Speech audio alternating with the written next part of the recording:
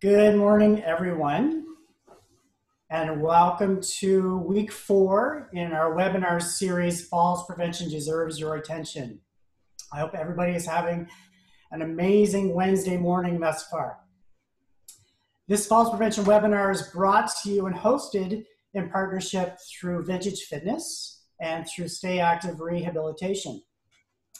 And for those of you that have been here in previous weeks, you already know the team that's presenting this morning. But for any newcomers, I'd like to let you know who you have with you this morning on the screen and behind the scenes. We have Erin Bilowitz, who is the owner and founder of Vintage Fitness. And Erin is also a personal trainer at Vintage. And Erin is helping us out this morning with some tech issues behind the scene. And she's also going to be watching for any questions that are coming in or any chat information that's coming in as we go through this morning. So if you have any technical issues at all, or you have any questions during the webinar, feel free to talk to Erin through our chat box. I am Cory. I am a personal trainer at Vintage Fitness, and I specialize in balance training, and I really enjoy working with older adults. As well, we have with us Alejandra Rodriguez, who is the owner and physiotherapist at Stay Active Rehabilitation. So that's the team that's with us this morning. Let's get started, okay? So in today's session, we're gonna be talking about environmental factors, and we're gonna be having a little bit of a discussion on medications as well too. So in weeks 1 to 3, we had a general overview of falls. We talked about some fall statistics. We talked about various chronic conditions that people may have, some impairments, maybe some negative behaviors that people have that can put them at an additional risk of falls. But this week we'd like to stress mainly issues in the environment. Bless you, Alejandra. Gesundheit. Sorry. Thank you. Thanks, Cory. Yeah, we're going to talk about ways that we can adjust our environment to compensate for some of those chronic conditions that we may have, for some impairments that we may have, or behaviors. And we're going to provide you with some suggestions on how you can make these changes and make your environment safe. And like I mentioned, we'll also have a quick discussion on medications as well too. So on that note, we'd like to hear from you.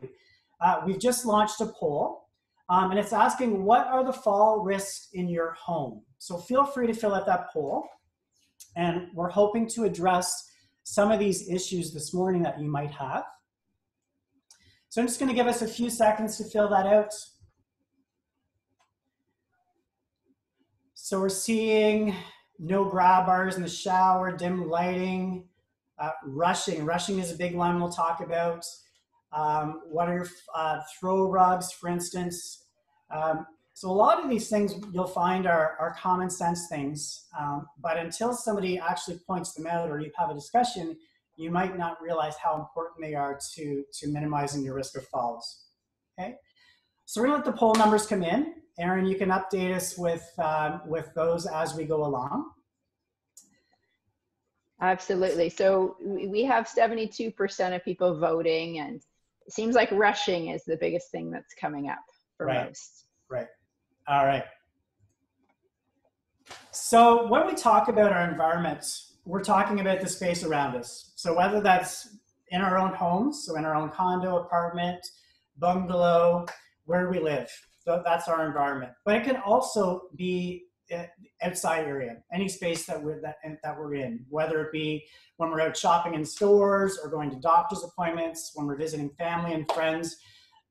That's also our environment. So there are a lot of hazards around that we need to pay special attention to. So if we take a look just in our home, a lot of you have already mentioned these in the poll. So we can have poor lighting in rooms, so we can't see what's going on. And we talked about vision issues in the past weeks, and maybe not being able to see as well as we used to be able to see. So lighting is really important for our vision system that helps maintain us in an upright position. Cords, a lot of us have multiple appliances at our home, in our homes. We have lots of gadgets around our house these days. Cords can be lying around, strewn across the center of the floor, for instance. Scatter rugs, so we could have rugs by our kitchen sink and our bathroom, decorative rugs in our living room, all provide possible tripping hazards for us in our home. And we've all seen or heard of that show Hoarders, where people gather lots and lots and lots of stuff and have it in their house all over the place. Even if you're not to that degree, your house may be full of a lot of clutter. So especially if it's low-lying clutter, so things that are close to the ground or things maybe that are sort of out of sight, those are all things in our environment that can lead us to having a fall, so tripping. So what are some things that we can do to make our home safe? And again, some of these are common sense, but sometimes it takes somebody else to point these out for us to actually take action on them. So in our home, we want to make sure that our halls and our stairways are well lit and that our pathways are clear of clutter. So you may have pathways within your home that are high traffic areas. So the path from the living room to the bathroom, or from the bedroom to the bathroom, or from the living room to the kitchen, these are all pathways that you want to make sure are free of clutter and that are really well lit so you can see where you're going. Stairs should have railings, preferably on both sides, but you may only have railings on one side. And this is whether they're in the home or outside of the home. In the situation where you have stairs with no railings, it may be necessary for you to be next to the wall, so you can have a hand on the wall guiding up. But ideally, you want to be able to have stairs that have railings on both sides that you can grab onto if necessary. Although scatter rugs can be really beautiful and really accentuate a nice living room, you have to maybe take into consideration the fact that they're actually a tripping hazard. So scatter rugs, what happens is they provide a point of transition in a room. So you may be going from a hardwood floor, for instance, to a scatter rug.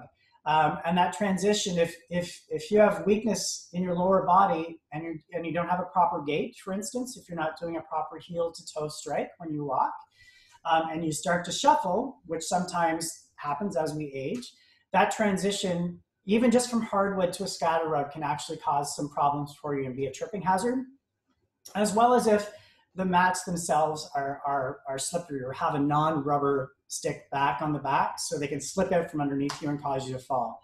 So it's really a good idea to remove scatter rugs. Extension cords, I talked before about having lots of appliances in your rooms and available for you. Make sure that the cords for all of your appliances are pushed against the perimeter of the wall. So try not to have any that run across a pathway, across a hallway, across a room, because again, they can contribute to tripping hazards. So I think rushing was the #1 fall risk in our home according to the poll. So we're going to address that actually when we get to washrooms.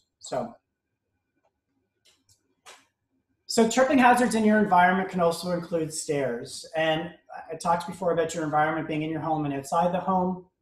Stairs can be a large concern for us from a number of different points of view.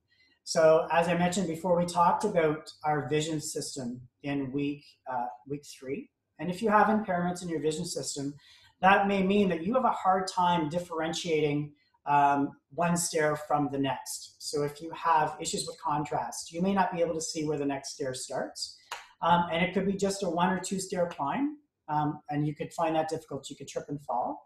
You may also have an issue with depth perceptions. So you may not be able to see how deep that stair is when you're taking your next step. And it may cause you just to hesitate enough and be unsure of yourself enough that you're going to trip and fall on those stairs. You could have a large number of stairs in your apartment or your residence or your doctor's office, for instance. And if you have low endurance, you may find that as you progress up the stairs, you're actually running out of steam and your body's not really working to its full efficiency, and you could, again, trip and fall up the stairs. So endurance is another big factor when we're talking about stairs. The condition of stairs too, you want to make sure that the stairs are in good condition. So again, no frayed carpet on stairs. Make sure, as I mentioned before, they've got railings, preferably on both sides. Just be generally aware of the condition of the stairs. Okay. tripping hazards in your environment can also be found in your bathrooms. So this is one of the leading areas in your home where tripping can actually occur. And perhaps maybe as we're going on, feel free to add your comments into the chat box and Aaron can take a look. But just what do you think are some of the ways or some of the reasons why people trip in their washroom? I'll just give you a few moments to think about that. And I'll chat about rushing. So rushing, getting from one place to the other really, really quickly, that may be a behavior of ours that might not necessarily be a good one with respect to falls risks. If you're one of those people that's always hurrying to get someplace, you're not giving yourself enough time to adjust to your surroundings and make yourself aware of your surroundings. But also it can contribute to, if you have a medical condition, for instance, or a chronic impairment or a chronic disease. So for instance, if you have high blood pressure or postural hypotension, so your blood pressure changes as you change positions quickly, that can cause dizziness. And if you don't give yourself enough time to readjust and reorient when you come from sitting to standing, for instance, that can put you at a higher risk for falls.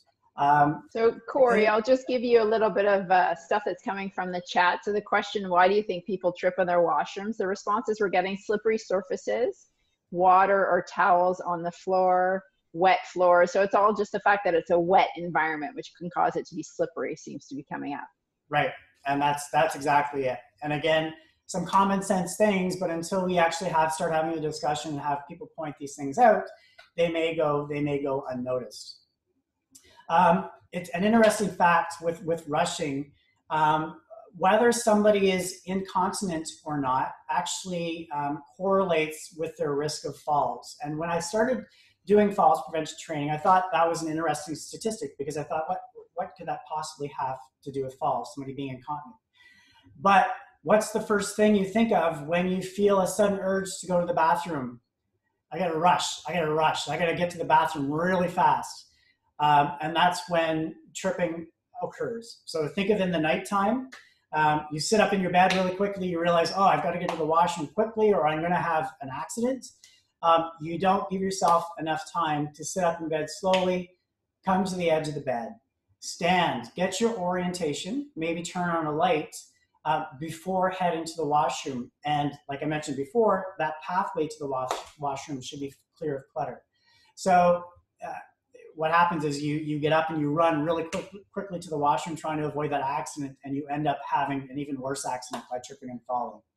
So even though you might be in a rush to get to the washroom, give yourself enough time to orient yourself. So some things that we can do in the washroom to help us stay safe. And again, some of these you touched on in the chat. So the washroom can be a very wet place to be, okay? So you may want to install grab bars for your tub, your shower, and even your toilet. So that allows you to use upper body strength actually to hold on to the grab bar, but it also can help you to increase your base of support. Okay, so spreading out your center of gravity around a larger base of support by using a grab bar, and allowing you to use, as I mentioned before, upper body strength to help you stay upright. If you have difficulty with the toilet, for instance, perhaps if you have low strength in your lower body, you may find it hard to get up and down from the toilet. So you may find that you stumble. So you can have a raised toilet seat on your toilet. That means you don't have to come down into a squat position as low. And you can get up more easily, which could put you at a reduced risk of falls. Ideally, we should be working on lower body strength to help you get up and down from the toilet and feel independent and strong from that perspective. Other assistive devices that you can use in the washroom for having a bath and having a shower, for instance, you can get transfer chairs for the tub, so that you can actually sit on the chair and then bring your legs around to get into the tub. That's another safe way to get in and out of the tub if you're worrying about falls. And like someone mentioned before, watching for water on the floor. So if you are getting out of the tub, make sure there's no excess water on the floor. Be very careful if you're using a mat on the floor outside too. You want to make sure it's got a rubber background, a back on it to make sure it doesn't slip out from underneath you. And if you are using any sort of gripping material in the tub, again, you want to make sure that that gripping material is either part of the tub, so taped on or inserted right in the surface of the tub, or that it's got like suction cups in the back or something like that that's going to keep it from slipping and sliding. Okay. So tripping hazards in your environment can be created by weather conditions. So this time we're talking about when you're walking outside or going to an appointment or going to a friend's house. We're all Canadians. We all know what the cold weather's like. We all have experienced icy sidewalks, snowy sidewalks, slippery sidewalks. So it's important to be aware of your conditions before you go outside. So some suggestions on weather conditions. So you want to plan your trips. So you may want to check weather reports frequently, check road conditions, check sidewalk conditions, etc., and plan your route accordingly with the weather that's happening outside, just to keep you safe. You want to make sure you keep your stairs, so your front entrance to your house, your walkways outside shoveled and salted. You want to make sure that you're wearing shoes or boots that have a good grip. So good traction, good grip, good rubber grip. And if you're using a gait aid, for instance, if you're using crutches, or if you have a walker, or if you have a cane, you can also purchase what are called ice tips that you can use. They just pop onto the bottom of your gait aid to make it more stable for you. Somebody saying, Kat is saying, I see popping up on chat here, get ice grippers that you can transfer to whatever shoes or boots you are wearing, which is another excellent example. Okay, Erin, do we have anything else coming in on chat that we'd like to discuss? Nope. It's I think we've covered it. Thanks. Excellent. Good. All right. This one's sort of interesting. So pets in your home. And a lot of people don't think of their pets as a tripping hazard. Pets actually can be great companions and great forms of exercise. So those of you that are dog walkers that take your dogs out for walks multiple times a day, especially during COVID, they're getting quite used to that. It can be great for you. It's great for your mental health, physical health, for instance. But pets can also be a tripping hazard. So if you think of pets as being, some pets are very low to the ground. So basset hounds, for instance, or smaller dogs can be very low to the ground. Cats, for instance, can circle your feet sometimes and trip you up. And even larger animals, so larger dogs, when you're taking them for a walk, can be stronger than you think. And of course, those of us that spoil their dogs, their pets, you have probably lots of doggy toys lying around your house, like this rubber chicken I've got for my dog Max. They can also be tripping hazards as well too, if you don't keep them picked up and they're lying all over the place. So some ideas for keeping yourself safe with pets in your home. If you're worried about not knowing where your pet is at any given time and worried about them being at your feet, you might want to consider putting some bells on their collars just so that it gives an auditory cue for where they are. You'll want to watch the length of the leash. So if they've got one of those extendable leashes that goes out 8 feet, or even a longer leash, even something that's like 6 feet, just watch their capability of wrapping the leash around your legs or weaving through the legs, because that can cause a tripping hazard as well too. You want to make sure that when you're out for your walk, you're walking in well-lit areas. And this goes along with looking at conditions outside. So sidewalk conditions, up and down stairs. You might want to avoid stairs with your pets, making sure that the general area is in good repair for you when you're going out for a walk. And like I mentioned before, just be aware of the strength of your dog and or your cat, less so your cat, more so your dog. But a very strong dog is quite capable of pulling you and taking your center of gravity out of your base of support, remember, keeping us upright. So just watch for that as well too. Okay. Cleaning up spills. So it's important to be aware of spills in your area. So whether you're outside or inside your home, Make sure that if you tip over your coffee or you spill some juice on the way to the dining room table, that you clean it up quickly and make sure it's dry, and just be aware. And also just keep notice for any signs for spills or housekeeping that's being done in areas where you're venturing out into the public. So based on what we've talked about thus far this morning, this is an image of possibly a room that looks maybe like one of yours in your home. Or you can consider it just a fictional room. But what I'd like to do is have everybody just chime in on chat about some various issues that you see wrong with this room. And I'm just going to have give people a few moments to do that, and we'll discuss going forward. Some of them we've mentioned this morning already. Some of them may be new to you, something that we haven't identified before that maybe seems like a risk for you. And some of them may actually be from our previous weeks. So situations with chronic conditions or impairments, for instance.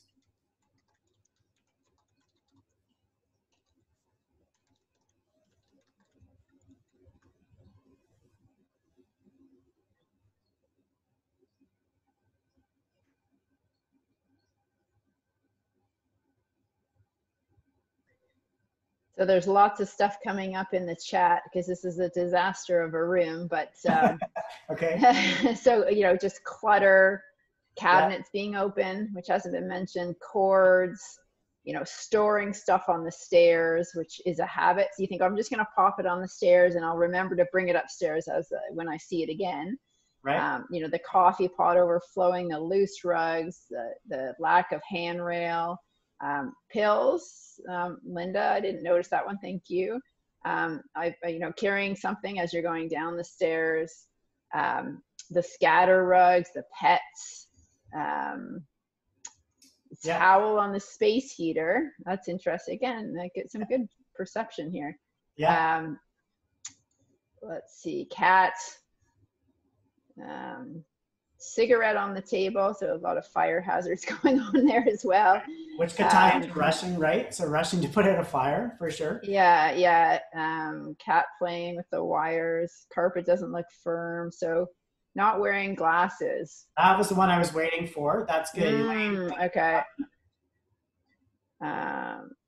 Yeah, Nancy, easier to say what's right. I gotcha. The door being open. Yeah.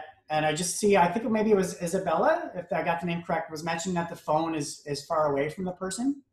That's another one. The lady coming down the stairs wearing only her slippers, probably slippy slippers. Yeah. Okay, very good. And lighting, yeah, lighting in the room doesn't look maybe necessarily the greatest.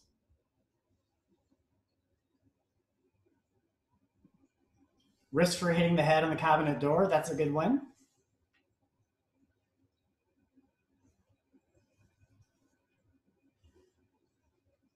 All right. Smoke detector not working. Very good. Yeah. I'm not sure how many people are guilty of removing a battery in the smoke detector when they're cooking, perhaps at supper, and forgetting to put it back in.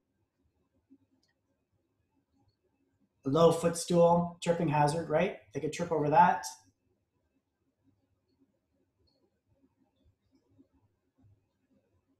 All right. Responses slowing down, Erin, or are we good? They are. Yep. I think we got most of the hazards. That's right. Okay. Excellent. Very good. Okay.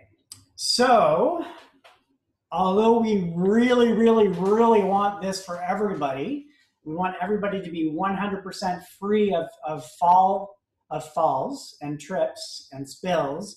We know that's probably a perfect world and a utopia, and that someday you may have a fall. No matter how hard you work, you may have a fall.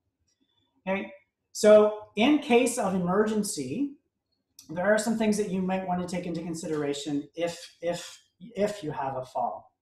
So we saw it before in the diagram there in the illustration of the room that that person's phone was quite a distance away. So in the age of cell phones now, we want to make sure that we always try to have a phone within reach. So it's there in case we take a spill, and we can call somebody for help if we need to.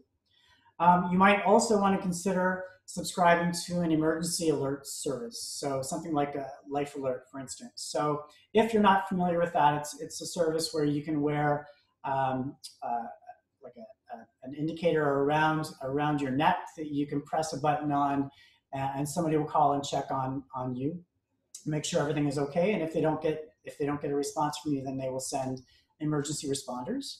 Outside of that, if a lot of you live in retirement buildings or have a neighbor close by, it's always nice to have a neighbor check in on you daily. For instance, if you're worried about falling, or having a buddy system. So if you're in a long-term care home, or if you're in a retirement home, for instance, then you might want to have somebody check on you on a daily basis. If they haven't heard from you in a bit, maybe they'll knock on your door and see if everything's okay.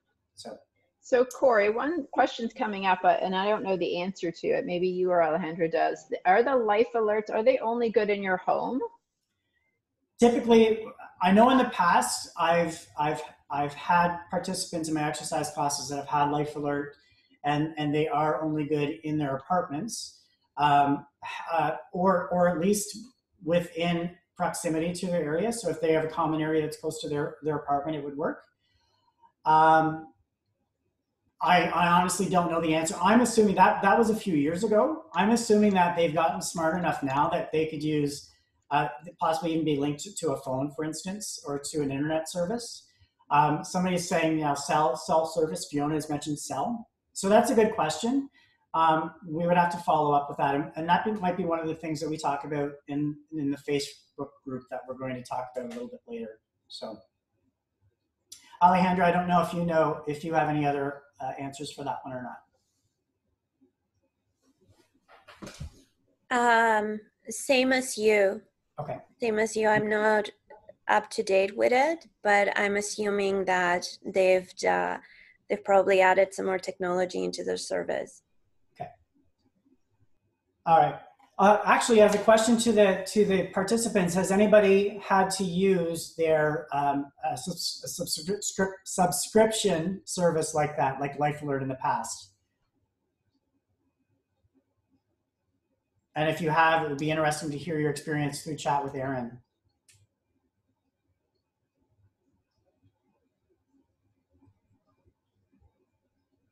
Anything coming in, Erin? Yeah, so a few people are saying that they have had to use their Life Alert. And then again, one woman said that she had purchased it for her mom and really found it hugely valuable. And she thinks it's helped to prevent falls, having the system. Okay, excellent. All right, good. So something you should take into consideration. So if you've had a fall, and again, this ties into rushing. If you've had a fall, sometimes you're so startled and you don't even take the time to think, and you hop. You try to hop right back up or get right back up, and you start panicking. It's suggested that you take enough time to just orient yourself. You've had a fall. You're lying on the ground. The first thing you want to check is to see if you're injured. So just scan yourself. Mentally scan yourself from head to toe. How does my head feel? Is my neck sore? Does my back hurt? How do my arms feel? Am I able to move my fingers? Can I move my toes? Can I move my legs without pain? Those are some of the questions that you want to start to ask yourself if you've had a fall before you try to move around. So if the answer is yes, if you're worried that you've really hurt yourself or it's painful to get up, then you have to start thinking about ways that you can get help to you. So you want to call for help. So if you have your Life Alert, that's great. If you have your phone close by, call 911 or call somebody close by that can come and help. If you have neither of those things, you need to start making some noise. So you can call for help, yell for help, see if somebody else in your building or a close neighbor can hear you. You may, if you live on a building with multiple levels, so you're on the second or third floor, you can bang on the floor to get somebody's attention. If you're close to an outside wall, you can bang on the outside wall to try to get somebody's attention. You can try to toss things to the window to get people's attention. These are all just suggestions for you, but just take a look around your environment for things that can help you raise attention to yourself. Okay. You also want to try to stay warm. So if you've really injured yourself, you have the chance of going into shock. So you want to make sure that you stay warm, and you make yourself comfortable. So if you're close to a couch, you may want to grab some cushions just to prop your head up. You may want to try to grab a blanket just to keep yourself warm. Okay. So that's if you've fallen and you've injured yourself and you don't think it's going to be possible for you to get up. Okay. So one of the questions we had in a previous week was, if I've fallen and I haven't injured myself, how do I get up from the ground? So what I'd like to do now is I'm actually going to demonstrate that with the help of Alejandra. She's going to show me what to do, and I'm going to pretend that I've had a fall. So I'm just going to stop sharing my screen for a moment. If you have any technical issues at all with seeing me, please mention it in the chat.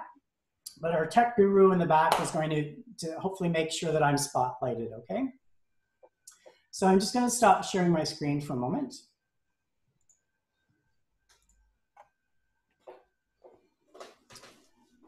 Okay. And I'm going to come back here. And I'm going to pretend I've had a fall. And I am on my back. So I would, yeah, move over a little bit towards your big couch. Okay. Yeah, that's good. All right. So I've fallen and I've scanned myself now from head to toe, and I realize I have no injuries. I feel like I can get up safely from the floor.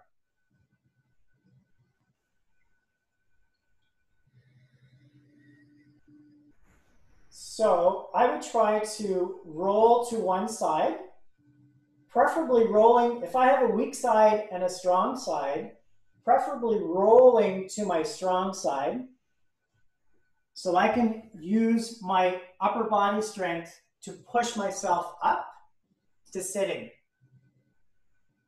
And I want to make sure that each time I change position, I'm giving myself enough time to adjust to that position, especially if I've got postural hypotension, for instance, if I've got blood pressure issues. So just give yourself enough time to orient yourself. You're not in any rush to get up, okay?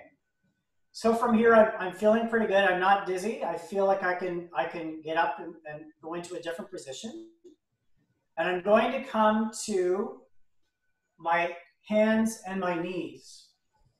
So again, all this time I'm using different muscle groups in my body. So you have to make sure, we want to try to make sure that our muscle groups are strong enough to do this. So we've used muscles in our core to come to rolling. We've used muscles in our upper body to come up to sitting. We pushed up to sitting.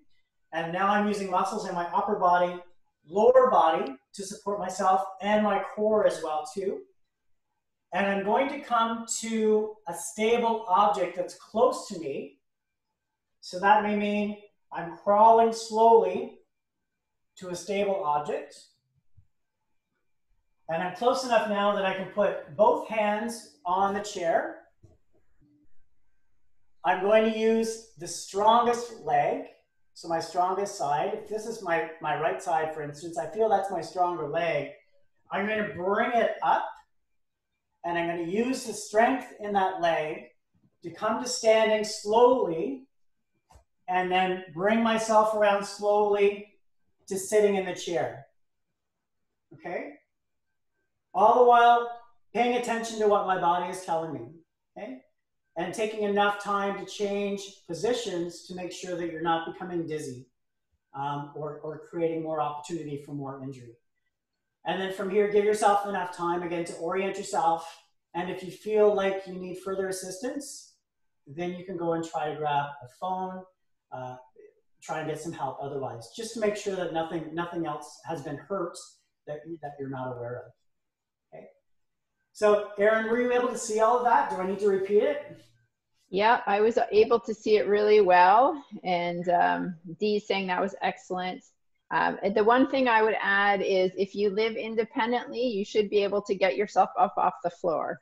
So whether you work with a trainer to help with that, or a physio, practice it. It should be practiced so that you feel confident if you do have a fall that you know you have the strength in your upper body and lower body to get yourself up from the floor. Right. And really take your time. Like Cory said before, really, really important not to panic, to stay calm. That's one of the main, that's actually the number one main issue that people struggle with when they fall, is the panic and then doing something that's not helpful. So just, just please stay calm, take your time, and do exactly as Cory said. And I'm sorry, everybody, I'm having some internet issues. Whoops. Okay, she's back. Good. All right. Erin, do we have any questions coming up from that we should address? Yeah, Linda was just asking, what if your knees are a problem? Did you hear that, Cory? Linda was asking, what if the knees are a problem? How does that change that? So, Alejandra, I don't know if you have any suggestions for that. As she may still be having technical issues. All right. If it's an issue with putting pressure through the knee, again, you may want to see if there are any cushions around. So you could grab a pillow, for instance, place it underneath the knee to make sure that it's got a good support underneath it. So it's going to cushion any pressure. If you have one knee that's weaker than the other, make sure you are coming up using the stronger leg if you can to bring yourself to standing. And it may come down to, as Erin mentioned before, it's important to have upper body strength with the fall. So it may be coming more into using your upper body strength for support to coming to standing. Trying to take some of the pressure off of the knees and across. And like,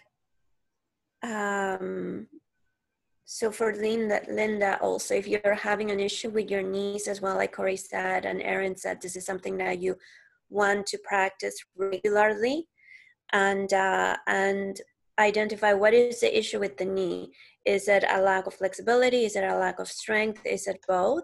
And if it is, that's definitely something that you want to work towards improving and getting better, because if it's flexibility, if it's strength, those are things that, you know, in a few weeks, if you work on them, they can improve and they can get better.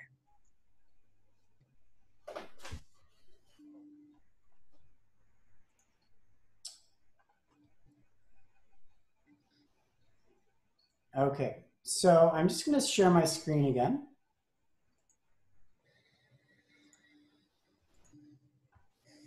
Okay, so just a quick review for if you've had a fall and you've had no injury and you're trying to get up. So roll onto your side, preferably your stronger side. Crawl to a sturdy piece of furniture. So you want a chair that's not going to slip out from underneath you, or a stool that's going to slip out from underneath you. You want it to be sturdy. Put 1 foot flat on the floor, preferably your stronger side. You're going to use that strong leg to try to bring you up to standing. You can use upper body strength to come up to standing as well too. Push up with your hands and your foot to stand, and then swing your bottom around and have a seat in a chair. And this is all at a slow pace. So give yourself enough time to orient yourself as you change positions. Okay.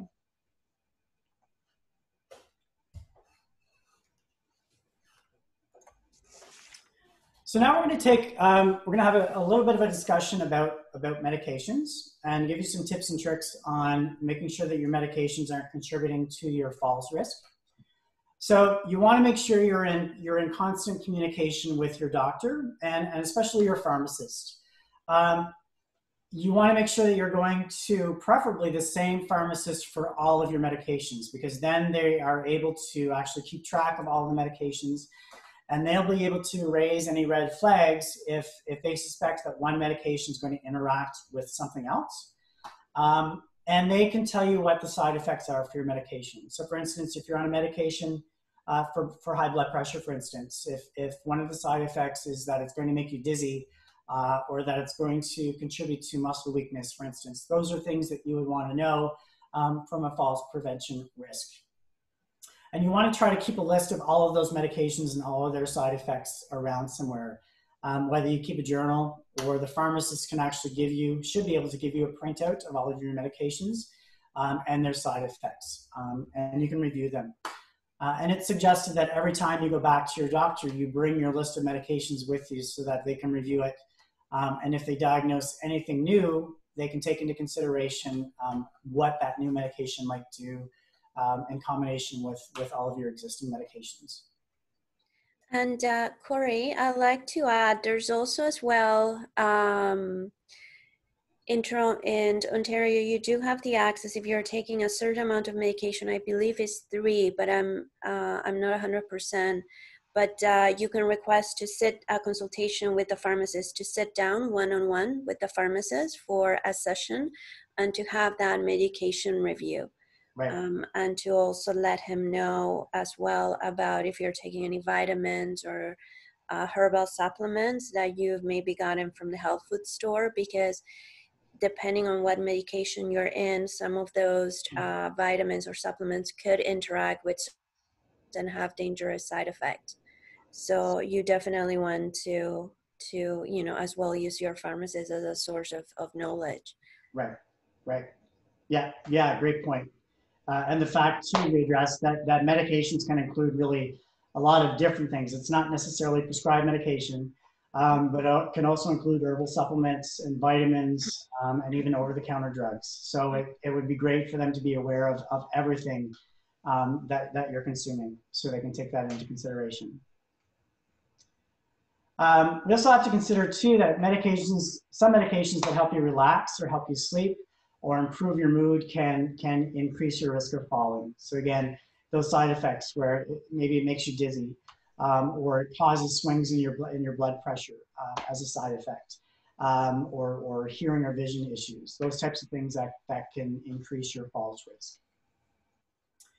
So I mentioned it briefly before when we talked about seeing a pharmacist. Try to only see one pharmacist, so don't have multiple, and make sure that they're knowledgeable in everything that you're taking. And never take someone else's medications. Sometimes I guess maybe it's tempting to take somebody else's medications. If you're at somebody's house and they've got something for headaches that's prescribed to them, you would tend to not want to do that, because you don't know how it's going to mix with your own medications and what the side effects might be from that. So. Also take in mind too that alcohol consumption can affect medications as well. So just be careful. We talked about substance abuse very briefly last week with risky behaviors. So substance abuse, in addition to taking medication, can put you at a higher risk for falls if it contributes to, as I say, dizziness, those types of things. So. I'm going to let Erin talk a little bit now about Vintage Fitness. And also, if you have any questions from this webinar or from previous weeks that we can try to answer, feel free to pop those into the chat, and we'll try to address those as we go. That's great. Thanks so much, Cory. So nice to see everyone. A lot of you are current Vintage clients who I know well, and it's nice to see. I'm glad you're enjoying the content. So for people that Vintage Fitness is newer for you, I thought I'd share a little bit of information. So we only work with older adults who are really quite specialized to work. Most of our clients are between 65 and 85, but our oldest one is 93 right now. Clients do achieve their goals with us. It tends to be slow and steady. It's not about the 90-day transformation.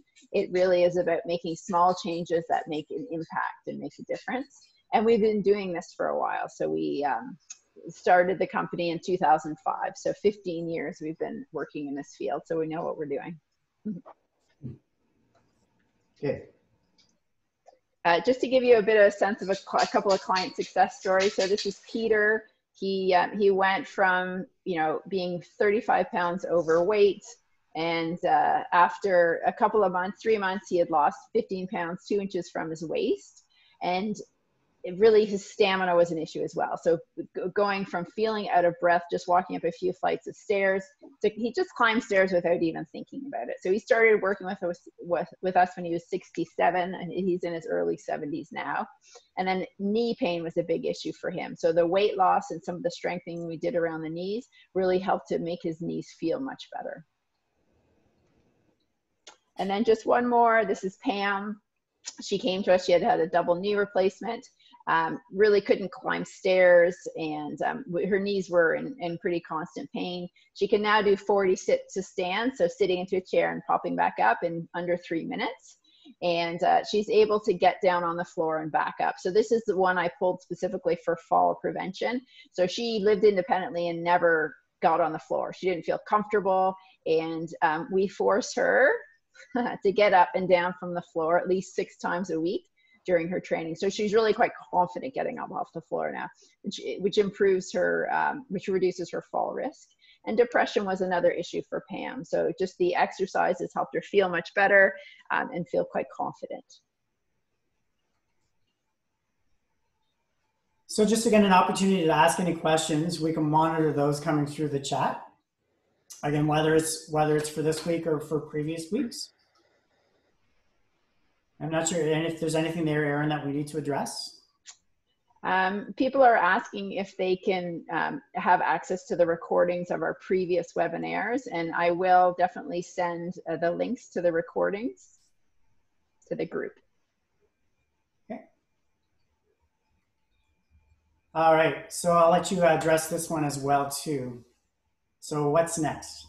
Yeah, so what's next? And we'd like to be able to continue to support you, and we're not sure the right way necessarily to do it. So I'm going to launch our last poll just so that you can kind of give us a little bit of input. But while you're answering that, we have a couple of thoughts. One, we do have a 6-week fall prevention program that Alejandra and I will tell you a little bit more about in a few minutes, but we're really quite excited about it. It involves assessing your fall risk at the beginning, at the end, to make sure that you're actually seeing a reduction in your fall risk. So it's really results focused. We've also created a Facebook group that will send a link to you. And what that will allow us to do is have, you can ask questions to us. We can do a bunch of Facebook Lives to give you a bit more information. And then I'd like to have about a webinar, free webinar, about once every 6 weeks on content. So that's another thing I'm interested to see if you're keen on. So as the results come in here, it looks like webinars on health are the most popular, regular webinars. The virtual fall prevention program, quite a few people are interested in. And it seems like the Facebook group and the live Facebook Q&As are not as popular on the poll. So I'll give you guys a minute or two just to respond to that poll so we can get a better sense of the best way to support you. Okay, and while people are filling in the poll, Alejandra, I'll let you talk about the fall cycle a little bit. Mm-hmm. Yes, I really wanted to finalize the webinars with the cycle. We talk about this in the first week about the fall cycle that a lot of people unfortunately get caught into, right? So somebody has a fall and of course they feel afraid, they lack confidence, they stop moving, which is one of the worst things that can happen in this situation is that people drastically stop becoming active. They reduce their mobility. They stop going to the places that they love to because of this fear of falling again. Of course, as a result of that, our bodies are a machine that need constant movement. And when we are not actively moving, then we start to lose strength. We lose strength, we lose our flexibility, we start to looser general conditioning, pain can become more of an issue, stiffness, and that puts us at a greater risk of falls, right? So the whole purpose of this 4-part webinar and of this program is to help you guys get out of this fall cycle and to get you into a cycle of things moving upwards, things moving better. Where if you are really stuck on the fear, then of course we need to address that fear. We need to create a program for you with the right tools, with the right solution, where you can start to break down that fear and start to move more confidently at your own pace, at a pace that you're comfortable with, but at a pace that you're still going to be seeing results and improvements. And then, you know, once you start to move more, once you feel more confident, usually that also improves mood. It can, like one of the testimonials, the lady that was feeling depressed, but once she started moving more and exercising, right, she was getting the serotonin, the endorphins to her brain, her mood improved.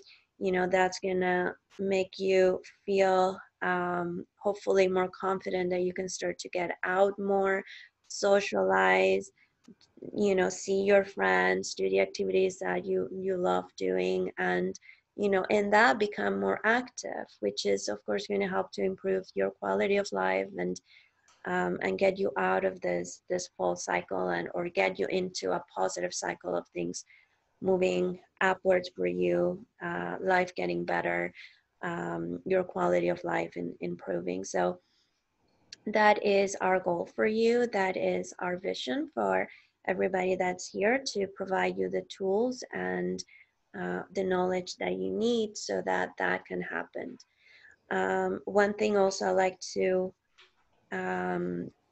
let you know about the program is that because it's supervised by a registered physiotherapist, in this case myself, it is also covered by insurances. So if you are covered, if you do have insurance coverage, then your insurance, depending on your plan and so forth, your insurance might be able to cover the whole price of the program or a percentage.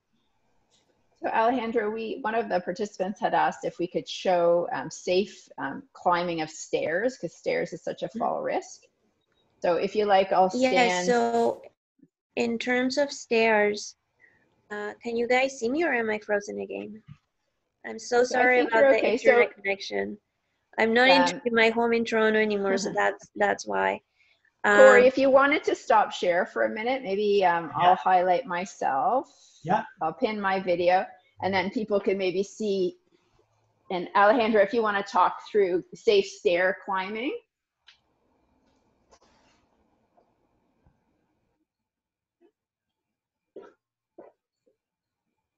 Alejandra? So I will talk through safe stair climbing because I think Alejandra might be a little bit frozen. So I just have a step set up. I know some of you are in places without stairs. Can you hear me okay, Cory? I can hear you. I personally can't see the step. Okay. So I take a step back. Is that better? There, that's down a little bit more. Okay. Sorry. Sorry, guys. That's better. Yeah. Okay. You might not see my head, but that's okay. We can still see your head. You're good. Okay. So Alejandra, are you back? Yeah. Okay. So let's do it quickly before my internet goes down again. So an easy thing to remember is go up with the stronger side. So if you have a hip replacement, oh my God. Mm-hmm. Okay, if you had a hip replacement or a knee replacement, go up with the side that's stronger, the good side.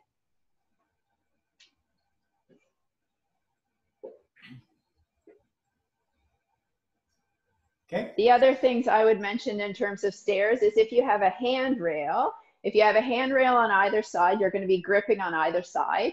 If you're quite a fall risk and you only have a handrail on one side, what I would do and what I advise clients, so this is my set of stairs and this is my handrail. hold it this way and side step up. So that if you feel like you're gonna fall, you have two hands here, and it's much safer than being in this position and falling backwards. Cory, is there anything else you would add to the stair strengthening or stair climbing? So Alejandra mentioned it. So you want to, if you have a weaker side, you want to come up with this, up with the good. Oh, sorry, up with the strong. And then as if you have to descend, it's down with the bad. So if you always remember up with the good, down with the bad. So this is allowing your stronger leg to support your body weight as you come up. And it's allowing your stronger leg to support your body weight as you come down. I liked your suggestion about turning and facing one railing and going up one at a time. Depending on your lower body strength, you may find it's more stable for you to come up to one step with both feet at the same time, as opposed to alternating. So coming up single steps, which you would find it difficult to do there with just yes. But, yeah. Okay. But all right. if you feel safer, come up with both feet to one step. Yeah. Great. Okay, if you want to put the screen back on, yeah, that would be great.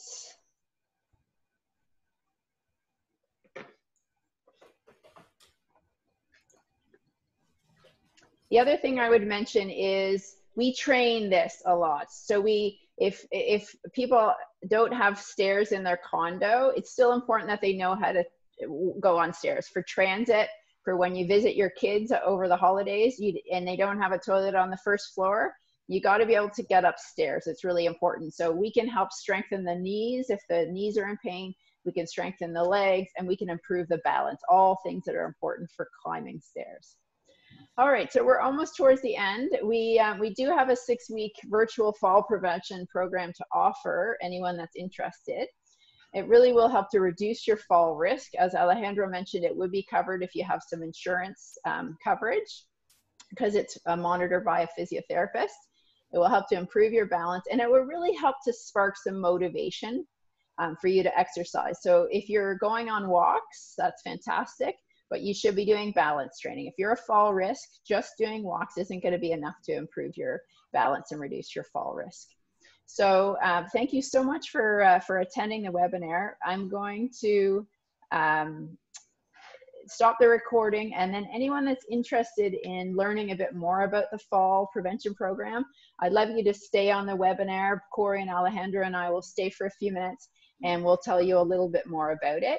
I will also send the recordings to this group, as well as sending you information about our next webinar, which would be at the end of August.